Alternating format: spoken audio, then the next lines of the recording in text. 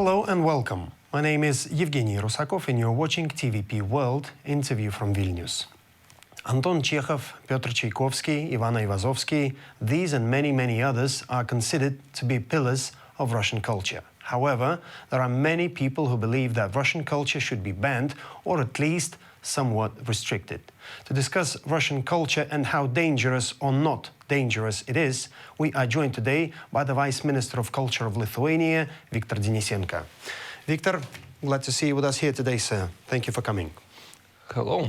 Viktor, before we start talking about how dangerous or not dangerous Russian culture is, I would like to start from soft power, because when we talk about culture or some other things, propaganda, disinformation, we definitely mention that so-called soft power. So let's first define the meaning of this so-called soft power and what is exactly being used as soft power. So, of course, this question of soft power is complicated a little bit, because I think that I'm not agree that disinformation and propaganda is kind of soft power. It may be more than soft power, right? Yeah, because classical soft power, it means that some cultural or pop culture things are just attractive. And it's possible to say that example of this classical soft power, especially if we're looking to, for example, to Soviet times, it was United States of America and all the symbols of like a Western way of life, like McDonald's, Hollywood movies. Radio freedom and all that stuff. Yeah, and so on. But it was soft power not because it was like pushed hardly. Because soft power, it's about to be attractive. And it means that power of soft power, if it's possible to say, it means that countries or some societies just want to be after something, after this Western way of life, after I don't know, genes or something. So it's classical soft power. When we're talking about, for example, Russia or propaganda and disinformation, I'm not sure what we are talking about with classical soft power. It's like a existing definition which playing with this definition of soft power and hard power.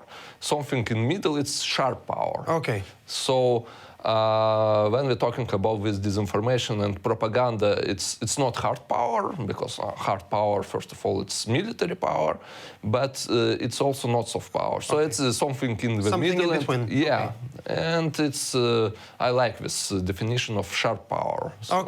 Okay. Let's now then still we are coming. You came here today to discuss culture, and well, we definitely understand that Kremlin, unfortunately, uses Russian culture as a soft power, if I can say so. Not a sharp power, not a hard power, but soft power. So how could you just share some examples how Kremlin is doing this? You know, when we're talking about some kind of this information influence, disinformation, propaganda, and so on, first of all, it's about some kind of feelings, of emotions. And here we have like a direct connection to area of culture, because culture things are about these feelings and about emotions. It's possible to show a lot of different examples, because it's some kind of movies, for example, about Crimea, like a filmed in Russia, on even science fiction novels because it's a quite interesting phenomena in Russia. But it's possible to find a lot of science fiction novels in genre of alternative history. Okay. Or where, for example, Soviet Union not collapsed in 1990, or Soviet Union not goes to this World War II, Okay. or space science fiction where, or just fiction where this war between Russia and United States going somewhere in the Mars. So it's quite interesting. We also could say that it's fiction from one point, but it's quite ideologically interesting thing from another, and it's like offers some kind of scenarios and some kind of models of thinking about world, about history. It and literally looks like someone in Kremlin just offers the 1984 scenario for the rest of Russian population. Kind of. But also, you know, how it works. First of all, for audience in Russia, because if Putin mentioned that collapse of Soviet Union, it was the biggest geopolitical that's right, yeah. Thing. But it's such kind of books where like presenting possible future if Soviet Union not collapsing, and of course it's quite bright future for Russia and for Soviet Russian who would have thought different? Definitely, it should be. Okay. Let's now Russian culture here in Lithuania or even in the Baltic states and in our region in general. So let's mainly talk about Lithuania. So Russian culture issue is very acute here in this exactly in our country. So, but somehow I do not see that kind of attitude from European politicians. So, why is that? And do Russian writers, composers, or artists and their works, music art, do they pose any threat to national security? How about this? Of course, it's a very difficult question because, for example, few days ago, Yulia Navalny, the widow of Alexei Navalny, she made statement about this Russian artist who supports war. She stressed it, that she talking about war supporters, and that this kind of artists had performance in Europe, and that it's wrong thing.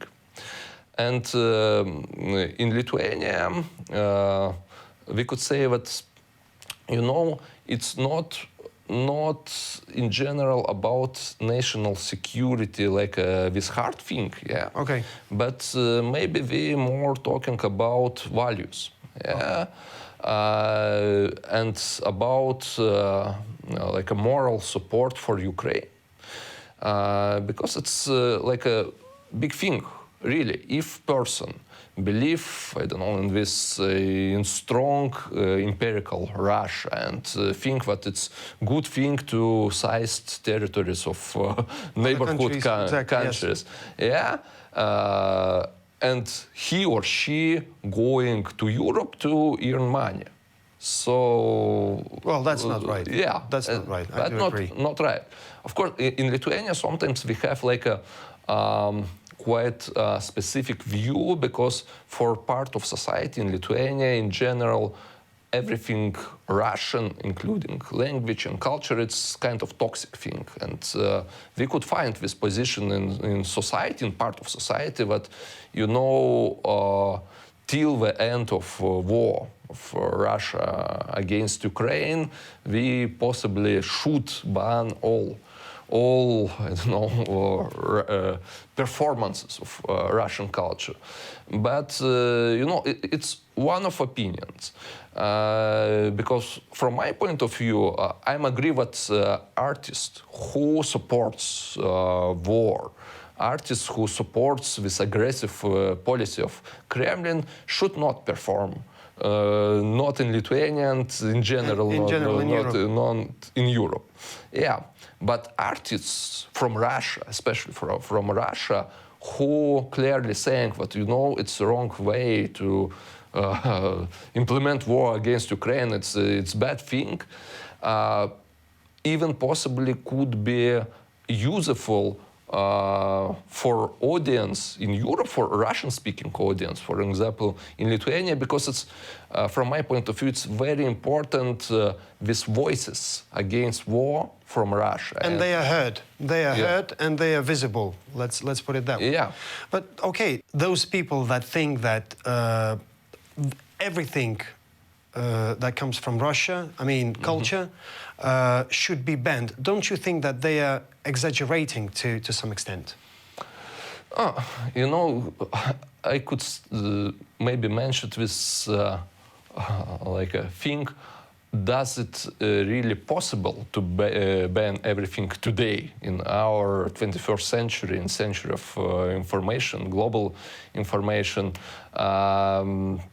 Because you know, I could understand this position because it's also quite emotional, and you know, it's really sometimes and unfortunately quite often it's really hard to talk something about Russian culture, yeah, and get some pictures from Ukraine, from bombing cities, dying children. Exactly, yes. Yeah, and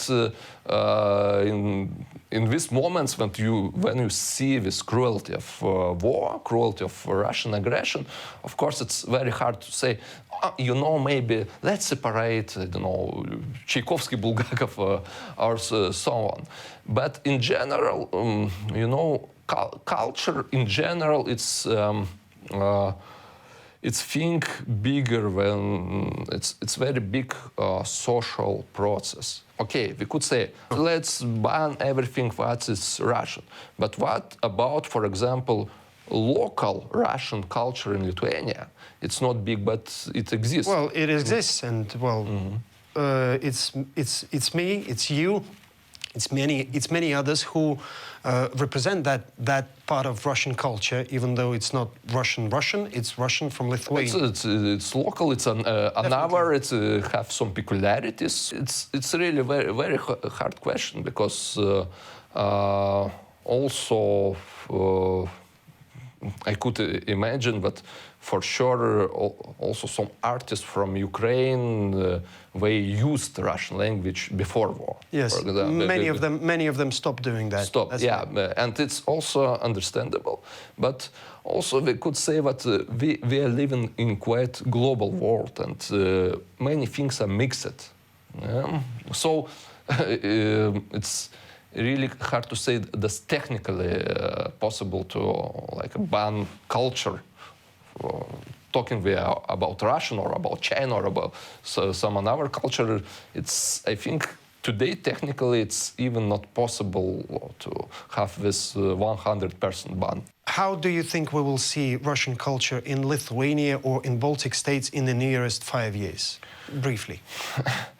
First of all, it depends on situation with war, yeah? Because in general, if war will stop, and okay, also about which kind of like end of war we're talking about. It's just peace for Ukraine, or it's just peace, yeah, for Ukraine, or exactly. It's peace with occupation of some regions of Ukraine. I think that it's primary question because, you know, it's quite clear that till the end of war, it's really hard to talk about... To predict. Yeah.